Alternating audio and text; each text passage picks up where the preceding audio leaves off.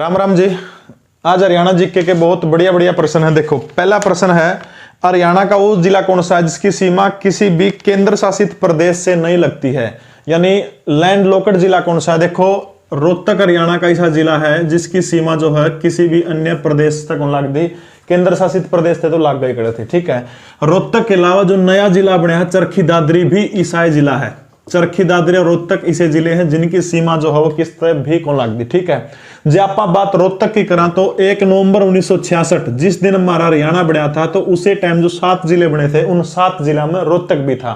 ऐसा माना जावा कि जो पवार राजा जो है रोहतास जो है उन्होंने रोहतक को बसाने का काम किया था। नु पूछ ले रोहतक की स्थापना किसने करी थी, जो पवार राजा रोहतास ने इसकी स्थापना करी थी। ठीक है, पर्यटन स्थल की बात करा तो गुरुकरण तालाब एक झील है, बार बार पेपर में पूछ जाओ। तिलियार झील, तिलियार झील जो है कड़ा पड़ा है रोहतक के अंदर है। नौरंग यो भी कड़ा पड़ा है रोहतक के अंदर है। मैन की बावड़ी, ज्ञानी चोर की बावड़ी जो है या मैन की बावड़ी कह दो। स्थलबोर मठ यो भी कड़ा पड़ा है रोहतक में पड़ा है। संत चौरंगी नाथ जो है इन्होंने इसका निर्माण करवाया था स्थलबोर मठ का। और स्थलबोर मठ जो है बाबा मस्तनाथ यूनिवर्सिटी आपने सुनी होगी।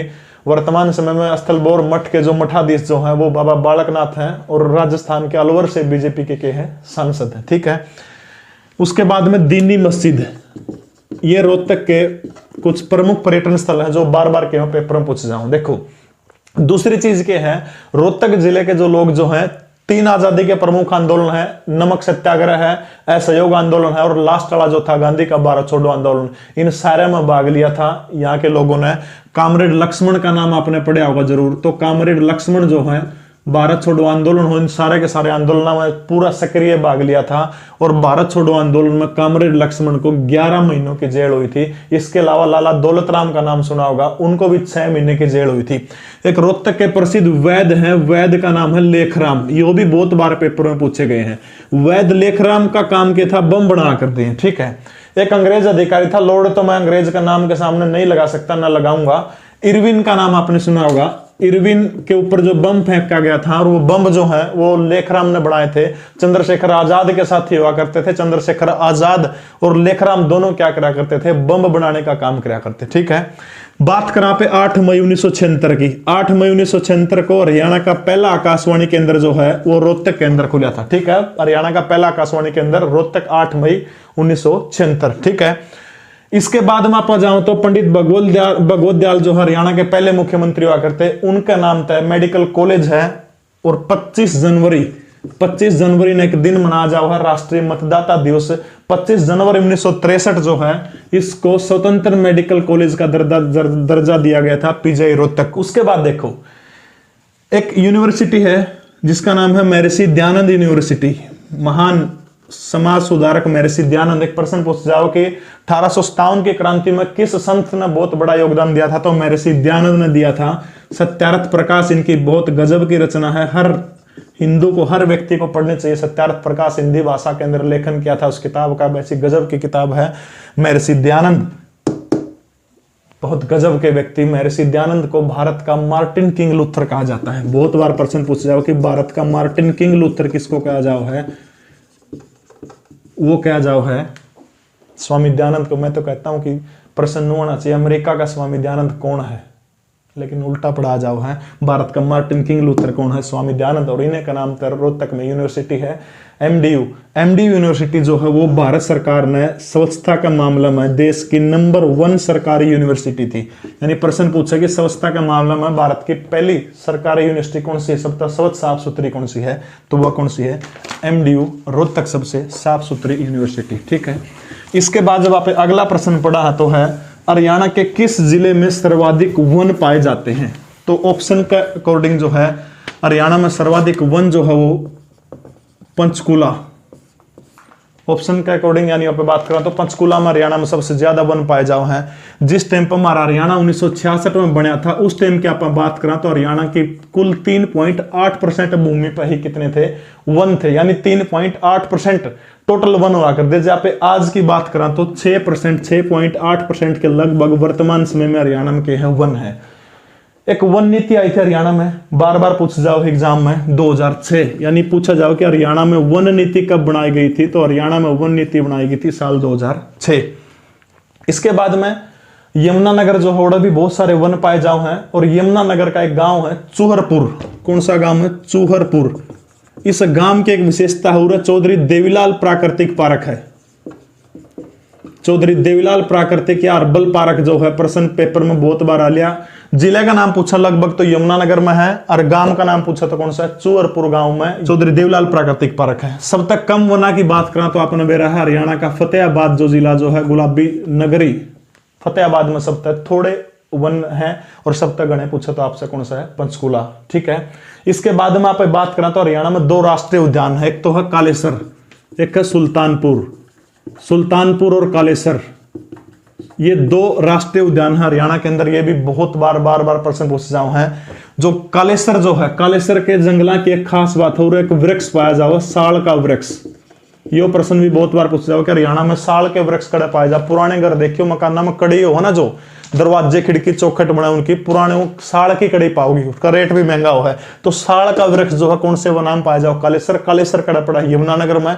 सुल्तानपुर राष्ट्रीय उद्यान और कालेसर राष्ट्रीय उद्यान 2 हरियाणा के प्रमुख राष्ट्रीय उद्यान है। ठीक है। इसके बाद अगला जो प्रश्न है, महर्षि वेद व्यास ने महाभारत महाकाव्य कहां पर लिखा था? कृष्ण देपायन महर्षि वेद व्यास का नाम आपने सुना होगा। तो महाभारत जो है, देखो प्रश्न पूछने की महाभारत लिखी किसने थी, तो महाभारत लिखी थी गणेश जी ने। किसने लिखी थी? गणेश जी जो है महाभारत लिखी थी। मैं तो कहता हूं सनातन धर्म के देवी देवता जो उनके नाम के आगे आप जी जरूर लगा करें। बहुत सारे बालक हैं शिव जी कह देंगे, सीधा जन बाबू लागे ना, जी लगाएं। देश में बहुत सारा कुचक्कर चल रहा है। अभी पिछले दिनों मध्य प्रदेश का एक बंदा है, दुर्गा बीड़ी छाप, बीड़ी पी के रैपर जो है बीड़ी का कागज से फांकेंगे तो माँ दुर्गा की फोटो लगाएंगे, पैरा का नीचा होगी, ना को उठाओ उसने, कितनी उठाओगे लोग, इंद्री बीड़ी पीऊं दुर्गा छाप बीड़ी आओ। ऐसे लोगों पर कार्रवाई होनी चाहिए।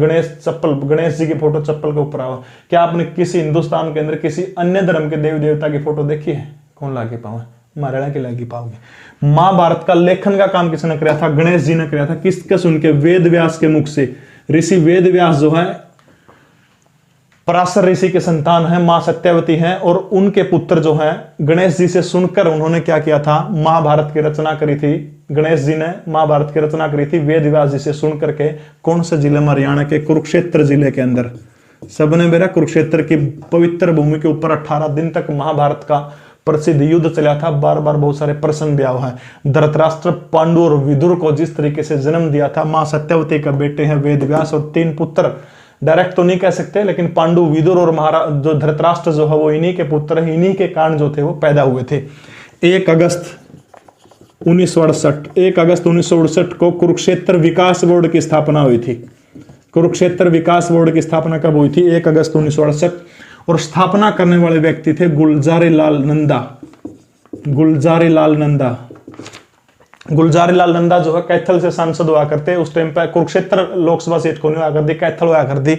और गुलजारी लाल नंदा कुरुक्षेत्र विकास बोर्ड के पहले अध्यक्ष बने थे। लेकिन आज प्रश्न पूछे इसके अध्यक्ष कौन है, तो याद रखना है राज्यपाल, जो हरियाणा के जो राज्यपाल जो होंगे महामहिम, वो कुरुक्षेत्र विकास बोर्ड के अध्यक्ष होंगे।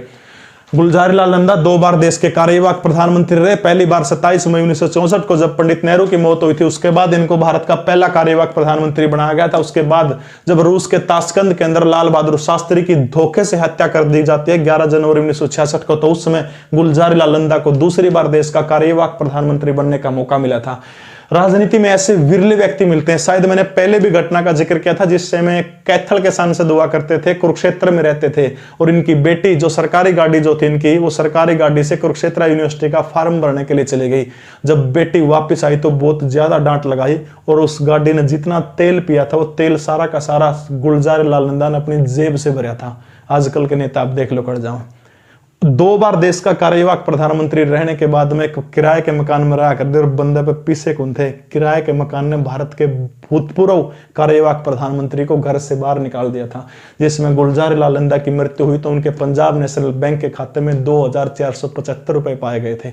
आज के राजनीति आप देख सकते हैं। गुलजारी लाल नंदा कुरुक्षेत्र विकास बोर्ड के पहले अध्यक्ष थे। आज कौन है? महामहिम राज्यपाल जो आज इसके क्या होंगे? अध्यक्ष होंगे। ठीक है।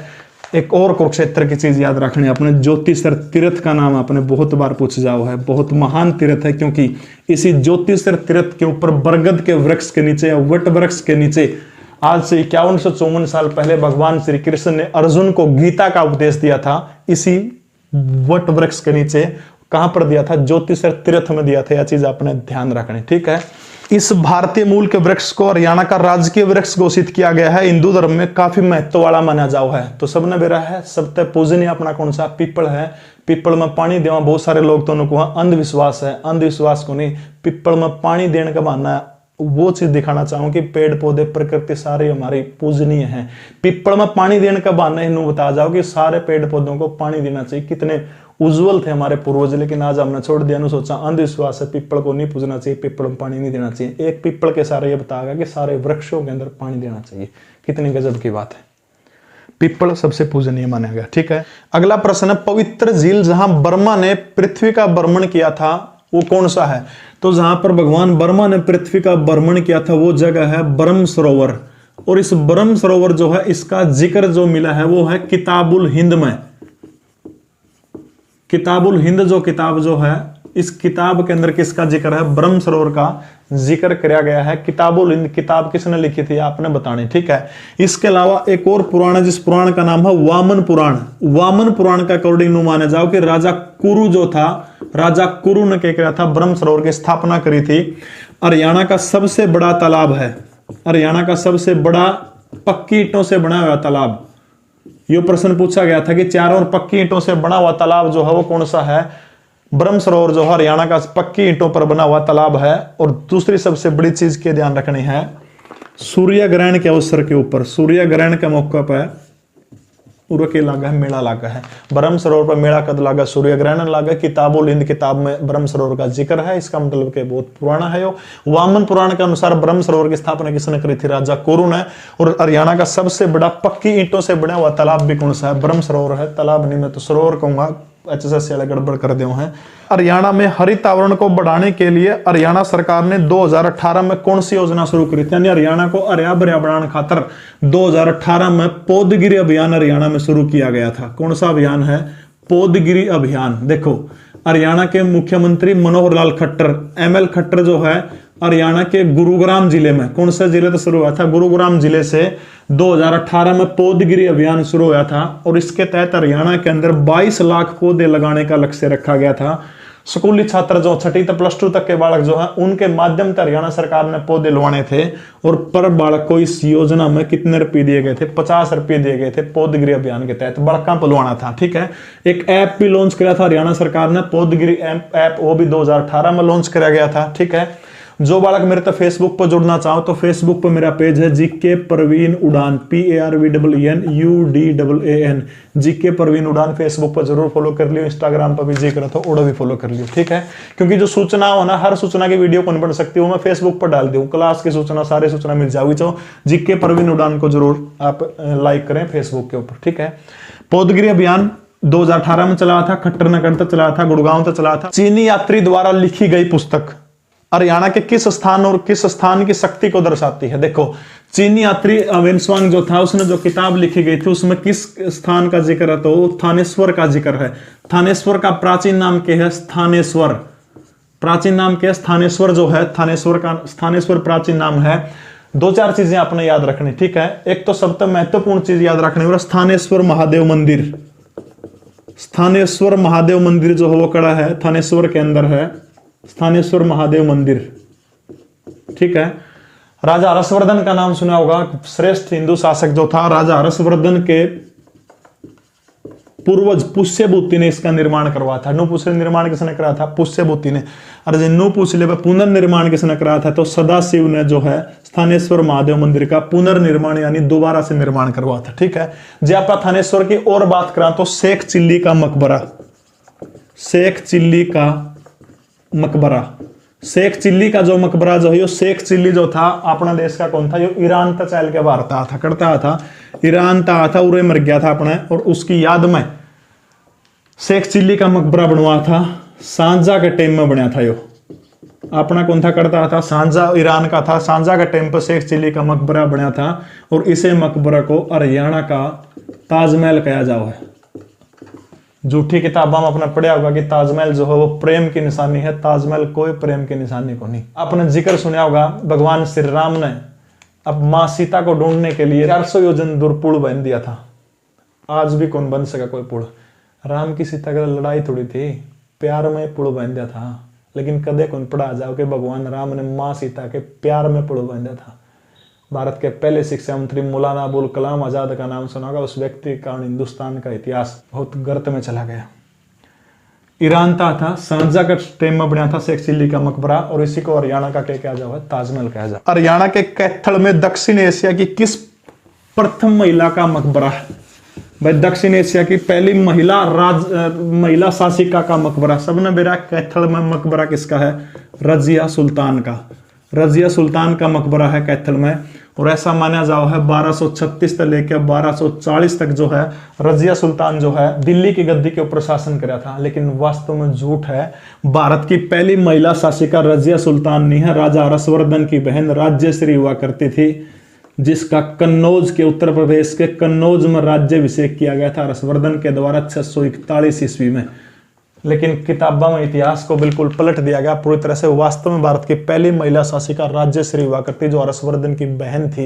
लेकिन उल्टा पढ़ा जाओ कि भारत की दक्षिण एशिया की पहली महिला शासिका रजिया सुल्तान, जबकि दक्षिण एशिया की पहली महिला शासिका राज्यश्री हुआ करती थी। पेपर में आ जाओ तो रजिया सुल्तान ने करना। ठीक है, रजिया सुल्तान का मकबरा कड़ा है कैथल में है, 1240 में इसकी मृत्यु हो गई थी। ठीक है, किस कवि को हरियाणा का जॉन मिल्टन कहा जाता है? तो जो कवि जो है जिसको हरियाणा का जॉन मिल्टन कहा जाओ है दयाचंद मायना का नाम आपने सुना होगा।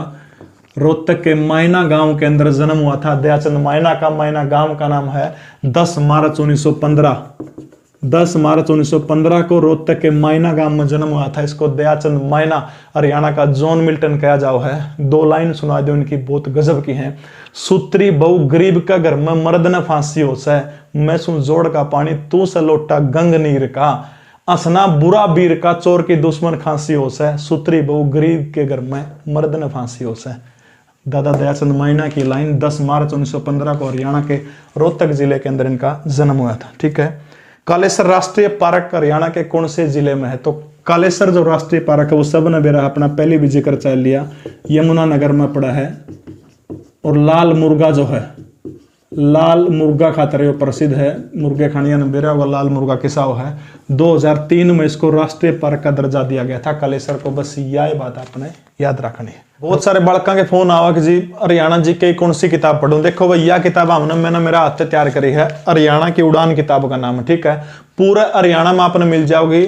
जे जी करा तो खरीद लियो, ना तो धक्का के शेगल कहते नहीं सोचो मास्टर का रुपये बच देगा, अपने नहीं बचता 1 रुपया भी।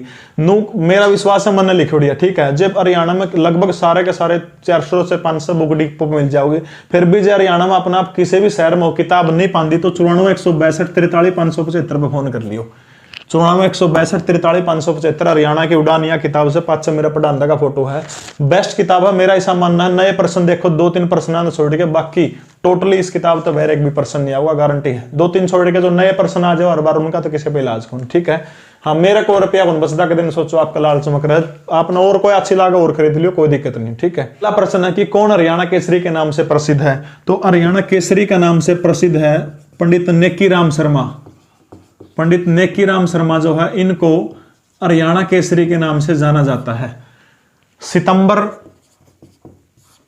का महीना था। पंडित नेकीराम शर्मा जो है रोहतक जिला गांव कलंगा 1887 के अंदर रोहतक जिले के कलंगा गांव में इनका जन्म हुआ था। इतना गजब का भाषण दिया करते थे, बाल गंगाधर तिलक की तक की आंखों में आंसू आ जाया करते थे। एक बार एक अंग्रेज अधिकारी ने नेकीराम को कहा था कि 625 एकड़ जमीन ले ले, यानी 625 सवा 600 किले ले ले, आजादी का आंदोलन में हरियाणा में भाग ना ले। गजब का जवाब दिया था। बोलिया जमीन देनी है तो इंग्लैंड की दे दे, लंदन की जमीन दे दे, मेरे वतन की जमीन दे के मन खरीदना चाहो है, मना कर दिया था। 2 बेटियों का निधन हुआ था आजादी में। भारत की आजादी में भाग लेने के कारण इनकी 2 जवान बेटियों की मौत के ऊपर भी अंग्रेजों ने जेल से रिहा नहीं किया था। लगभग 9 बार जेल में गए थे नेकीराम। गजब के। गांधी का एक भी आंदोलन नहीं था जिसके अंदर नेकीराम ने भाग ना लिया हो, इसलिए इनको हरियाणा केसरी कहा जाओ है। सबसे पहले इस एरिया में हिसार भिवानी, इस एरिया में किसानों की आवाज उठानी पहले शख्स थे। अंग्रेजों से लड़के किसानों की मांग को पूरी करवाया। भिवानी जिले का गांव में मिलकपुर गांव के किसानों ने 30 तोड़े सोने की चैन बनवाई थी। इतने गजब के व्यक्ति हुआ करते थे। नेकीराम भिवानी से संदेश नामक एक साप्ताहिक पत्रिका भी निकाला करते। बहुत बार प्रश्न में पूछा जाओ, वीकली मैगजीन निकाला करते संदेश। और इनको क्या किया जाओ है, हरियाणा केसरी के नाम से कहा जाओ है। 650 एकड़ जमीन का लालच भी इनको नहीं दिखा सका था। अगला प्रश्न है, दिल्ली और हरियाणा का पहला मुस्लिम शासक कौन था? नो को नहीं आओ, पहला हिंदू शासक कौन था? पहला मुस्लिम शासक कौन था दिल्ली और हरियाणा का? देखो बहुत गजब की इंटरेस्टिंग चीज है। सबने बेरा है हिंदुस्तान के ऊपर पहला मुस्लिम आक्रमण 712 ईस्वी में मोहम्मद बिन कासिम ने किया था। मोहम्मद बिन कासिम 712 ईस्वी में भारत के ऊपर पहला आक्रमण हुआ था। लेकिन भारत के ऊपर पहला जो मुस्लिम राजवंश था जिसने शासन किया था वो है 1206 में कुतुबुद्दीन ऐबक जो है इस बंदे ने क्या किया था, गुलाम वंश की स्थापना करी थी लाहौर से। अब एक चीज सोचने की है, ये 500 साल लगभग जो 500 साल बीत गए, इन 500 साल में क्या हुआ? पहला अटैक हुआ 712 में, जबकि भारत को प्रशासन हुआ 1206 में। जो आज न सोचा है ना कि मैं को नहीं होगा,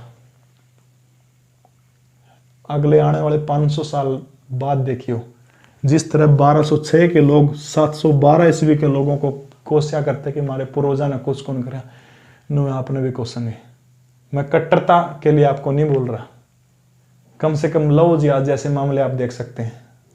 22 साल की बेटी को किस तरह से गोलियों से दिन दहाड़े भून दिया गया, सोचने वाली बात है। तो भारत का दिल्ली और हरियाणा का पहला मुस्लिम शासक कौन था आसपास का? कुतुबुद्दीन ऐबक 1206। मोहम्मद गौरी का गुलाम था। दूसरी चीज, इस्लाम में राजा को अल्लाह का प्रतिनिधि माना जाता है और अल्लाह का प्रतिनिधि कोई गुलाम नहीं बन सकता। ये बात पवित्र कुरान शरीफ में लिखी हुई है। उसके बावजूद कुरान के नियमों को ताक पर रख के भारत में गुलाम वंश चला, यानी गुलाम के गुलाम देश पर शासन करके, और 500 साल बाद ऐसे ही होगा। अगला प्रश्न, हरियाणा की राजधानी सबने बेरा चंडीगढ़। अगला प्रश्न है, पंडित जसराज संगीत का किस घराने से संबंध है? देखो पंडित जसराज जो है शास्त्रीय गायन के बहुत बड़े खिलाड़ी, अगर मैं कहूं तो कोई अतिशयोक्ति नहीं होगी। इनका संबंध जो है वो मेवाती घराने से है। इनके फादर जो हुआ करते वो कश्मीर राज दरबार में गायक हुआ करते थे। और जन्म जो है साल 1930 के अंदर हुआ था पीली मंदोरी। और पीली मंदोरी जो उस टाइम पर जिला हिसार में पड़ा करता, तो HSSC ने हिसार को सही माना है। वर्तमान में पीली मंदोरी जो हो फतेहाबाद जिला के अंदर, ठीक है। 2-3 चीजें इनको याद रखने, एक तो संगीत स्वामी हरिदास संगीत की उपाधि इनको मिली। इसके अलावा इनको संगीत मार्तंड भी कहा जाता है। संगीत मार्तंड की उपाधि भी इनको दी जाती है। पीली मंदोरी गांव में पार्क भी इनके नाम से बनाया गया है। 2006 याद करिए, जब अंतर्राष्ट्रीय खगोल संघ ने एक हीन ग्रह की खोज करी थी, उस ग्रह का नाम भी अंतर्राष्ट्रीय खगोल संघ ने पंडित जसराज के नाम के ऊपर रखा था। एक इनका उपन्यास भी है जसरंगी, यानी इन्होंने एक उपन्यास लिखा था, उपन्यास का नाम है जसरंगी। लगभग 80 साल तक हिंदुस्तान की शास्त्रीय संगीत में सेवा करने के बाद में 17 अगस्त 2020 को इस दुनिया को छोड़ करके चले गए। कन्या भ्रूण हत्या के विरुद्ध चलाए गए अभियान का नाम क्या है? तो कन्या भ्रूण हत्या के विरुद्ध चलाए गए अभियान का नाम है बेटी बचाओ बेटी पढ़ाओ। बेटी बचाओ बेटी पढ़ाओ जो है, बेटी बचाओ बेटी पढ़ाओ 22 जनवरी 2015 हरियाणा के पानीपत जिले से नरेंद्र मोदी भारत के यशस्वी प्रधानमंत्री ने इस योजना को शुरू किया गया था। और वाकई में आज बेटियों को बचाने की जरूरत है। 22 जनवरी 2015 बेटी बचाओ बेटी पढ़ाओ अभियान शुरू हुआ था। चैनल ने सब्सक्राइब जरूर कर दियो, लाइक करें, शेयर करें। जय हिंद, भारत माता की जय।